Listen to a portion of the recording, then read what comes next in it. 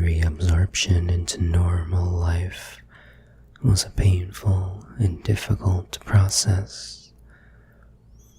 The loss of over 5 years creates more complications than can be imagined, and in my case, there were countless matters to be adjusted.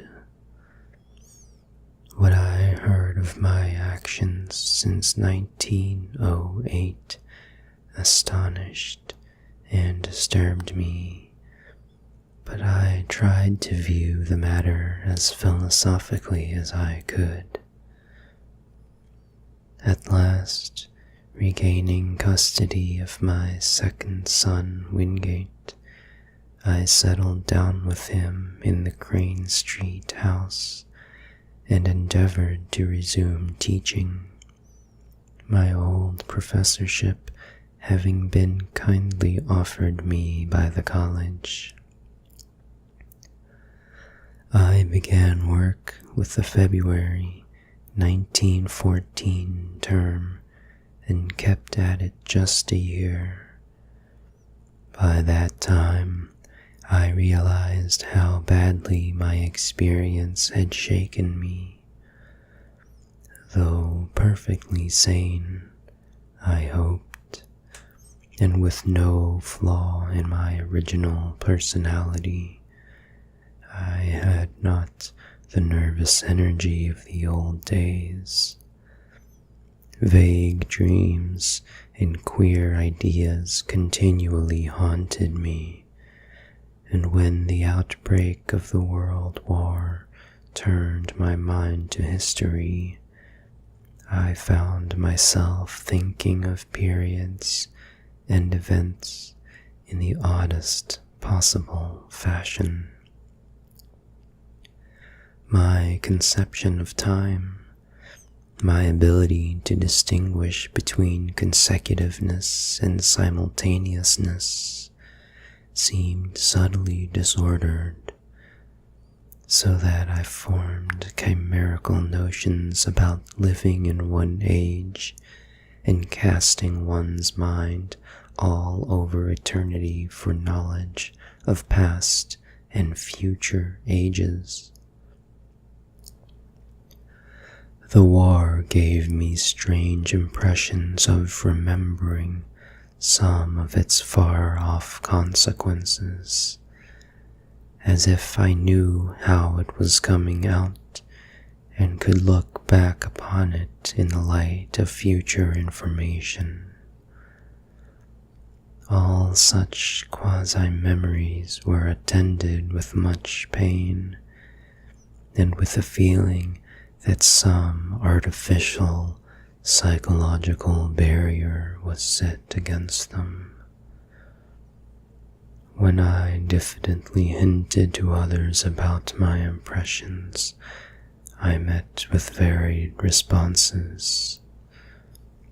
Some persons looked uncomfortably at me, but men in the mathematics department spoke of new developments in those theories of relativity, then discussed only in learned circles, which were later to become so famous.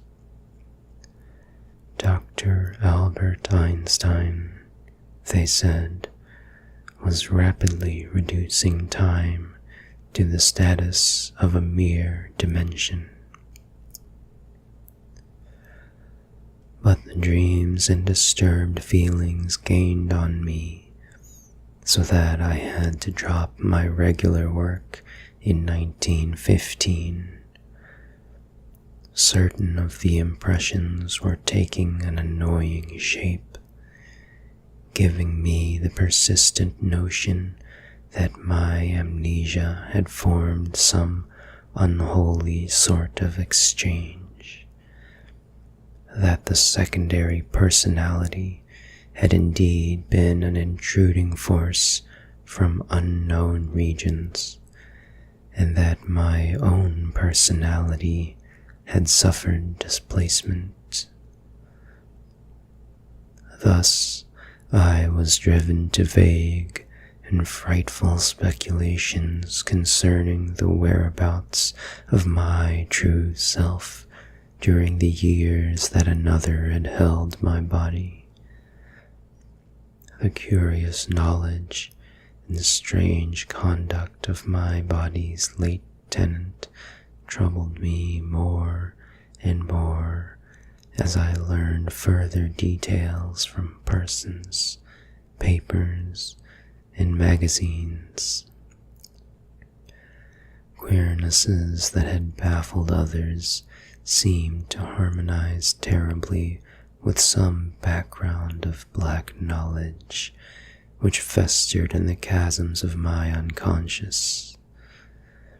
I began to search feverishly for every scrap of information bearing on the studies and travels of that other one during the dark years. Not all of my troubles were as semi-abstract as this.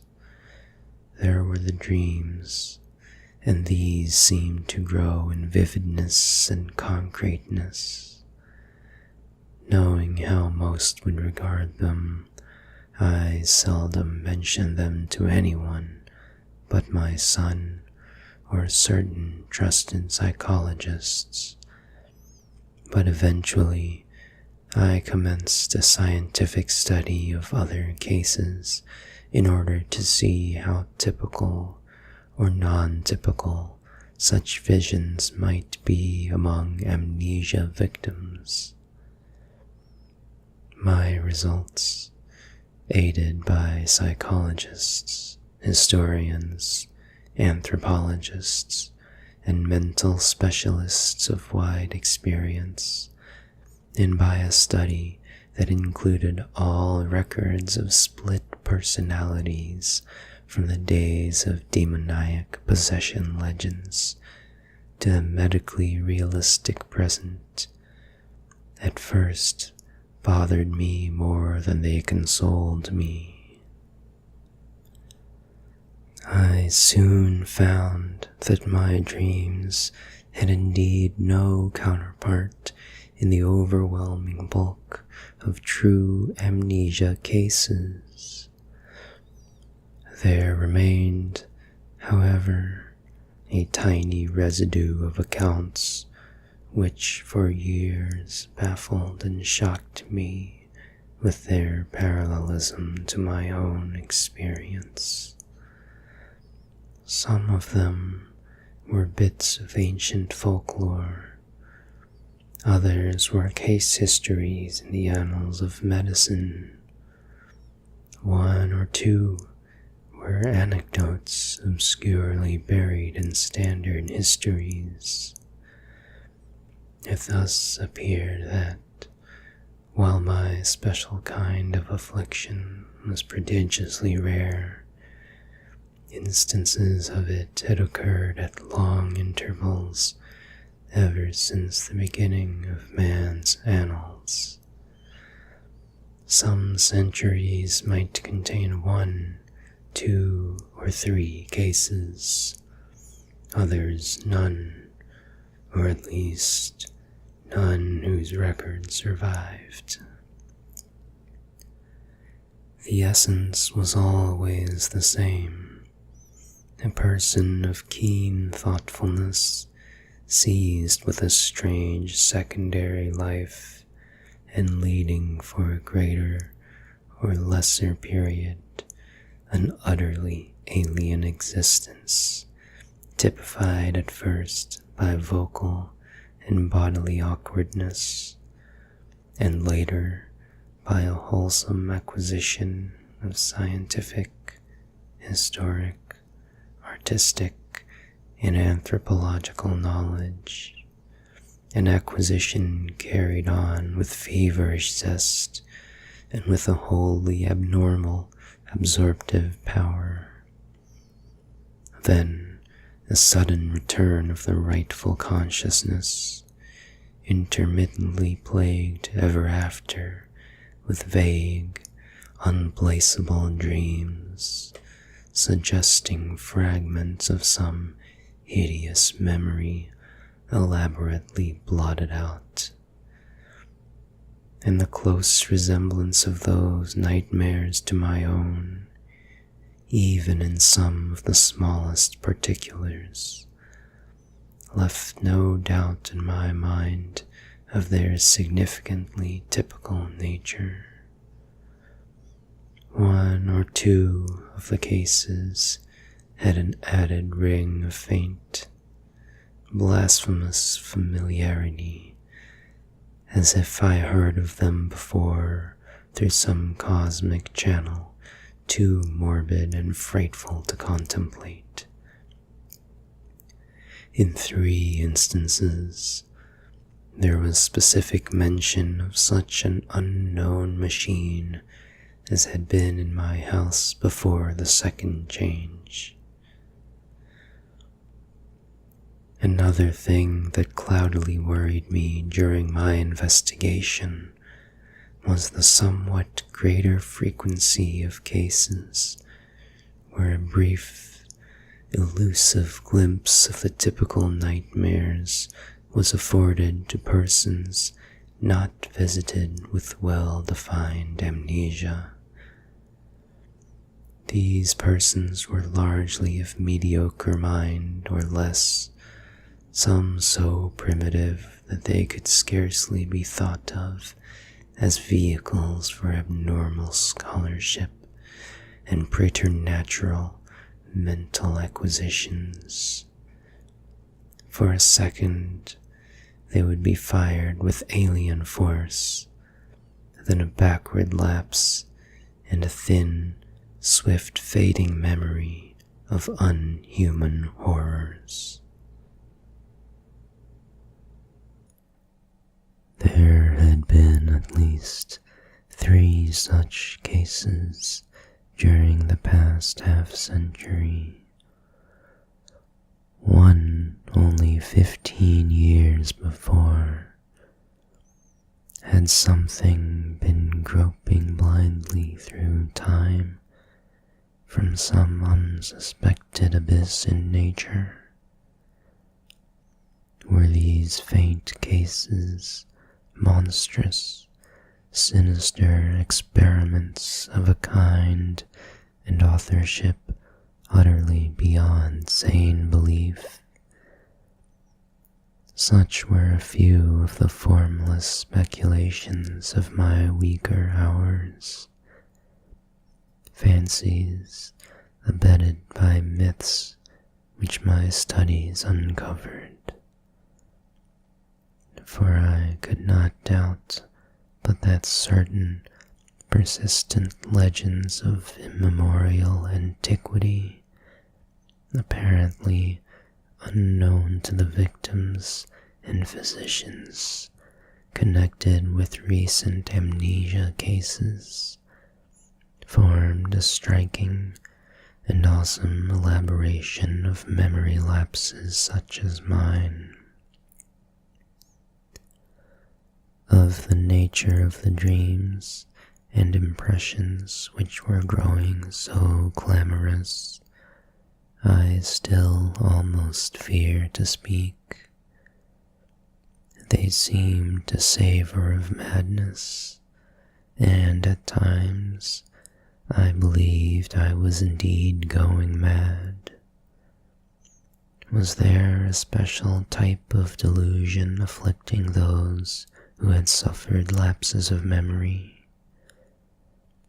Conceivably, the efforts of the subconscious mind to fill up a perplexing blank with pseudo-memories might give rise to strange, imaginative vagaries. This, indeed, though an alternative folklore theory finally seemed to me more plausible, was the belief of many of the alienists who helped me in my search for parallel cases, and who shared my puzzlement at the exact resemblances sometimes discovered. did not call the condition true insanity, but classed it rather among neurotic disorders. My course in trying to track it down and analyze it, instead of vainly seeking to dismiss or forget it, they heartily endorsed as correct according to the best psychological principles. I especially valued the advice of such physicians as had studied me during my possession by the other personality. My first disturbances were not visual at all, but concerned the more abstract matters which I have mentioned. There was, too, a feeling of profound and inexplicable horror concerning myself. I developed a queer fear of seeing my own form, as if my eyes would find it something utterly alien and inconceivably abhorrent. When I did glance down and behold the familiar human shape in quiet gray or blue clothing, I always felt a curious relief, though in order to gain this relief, I had to conquer an infinite dread. I always shunned mirrors as much as possible, and was always shaved at the barber's.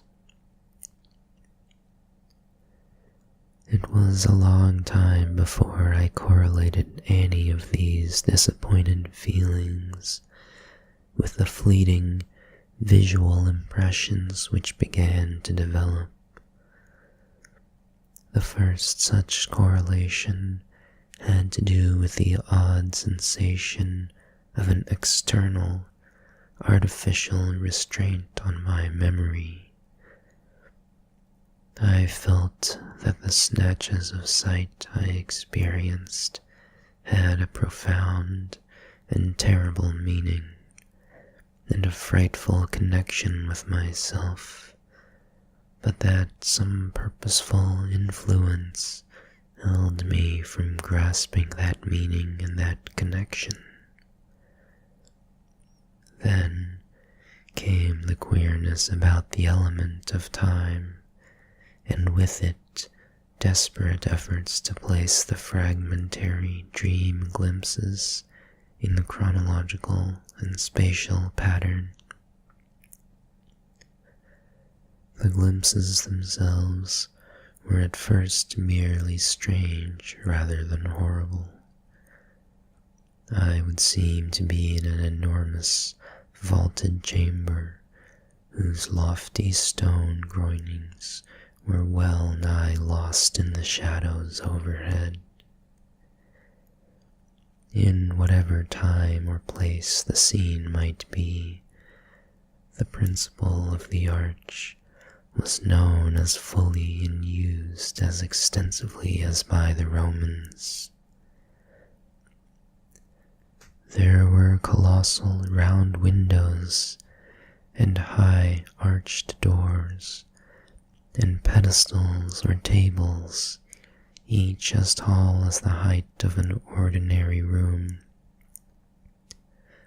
Vast shelves of dark wood lined the walls, holding what seemed to be volumes of immense size, with strange hieroglyphs on their backs. The exposed stonework held curious carvings, always in curvilinear mathematical designs, and there were chiseled inscriptions in the same characters that the huge books bore.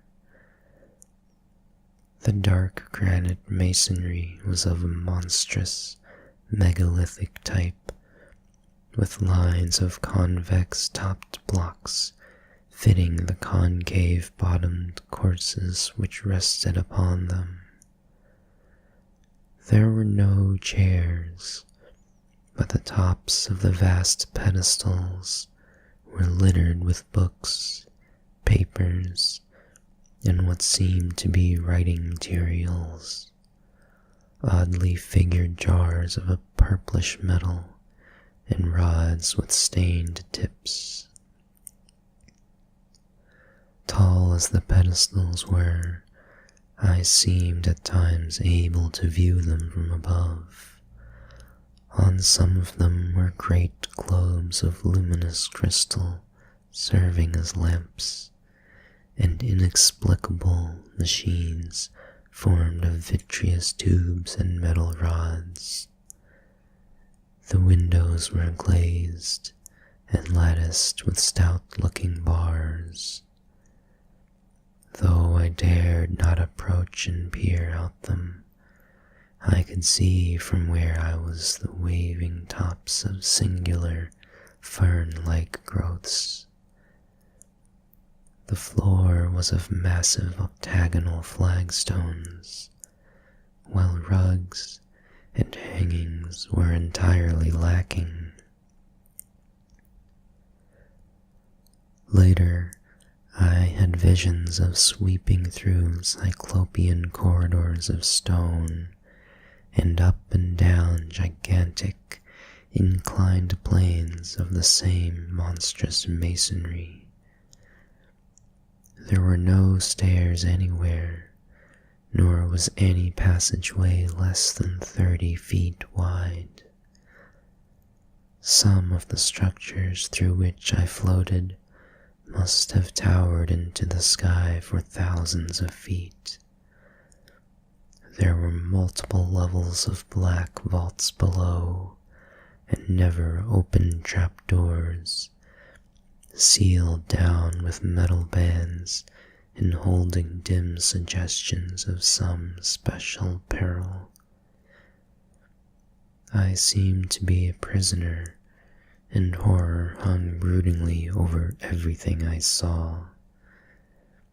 I felt that the mocking, curvilinear hieroglyphs on the walls would blast my soul with their message, were I not guarded by a merciful ignorance. Still later, my dreams included vistas from the great round windows and from the titanic flat roof with its curious gardens, wide, barren area, and high, scalloped parapet of stone to which the topmost of the inclined planes led. There were almost endless leagues of giant buildings, each in its garden, and ranged along paved roads fully 200 feet wide. They differed greatly in aspect, but few were less than 500 feet square or 1,000 feet high. Many seemed so limitless that they must have had a frontage of several thousand feet, while some shot up to mountainous altitudes in the gray, steamy heavens. They seemed to be mainly of stone or concrete, and most of them embodied the oddly curvilinear type of masonry noticeable in the building that held me. Roofs were flat and garden-covered, and tended to have scalloped parapets. Sometimes there were terraces and higher levels, and wide cleared spaces amidst the gardens. The great roads held hints of motion, but in the earlier visions I could not resolve this impression into details. In certain places I beheld enormous, dark cylindrical towers, which climbed far above any of the other structures. These appeared to be of a totally unique nature and showed signs of prodigious age and dilapidation.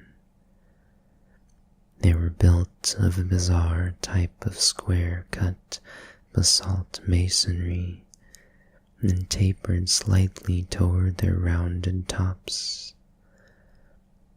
Nowhere in any of them could the least traces of windows or other apertures, save huge doors, be found.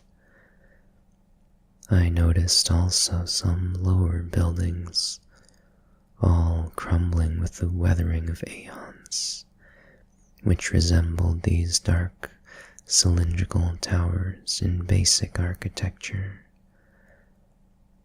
Around all these aberrant piles of square-cut masonry, there hovered an inexplicable aura of menace and concentrated fear, like that bred by the sealed trap-doors.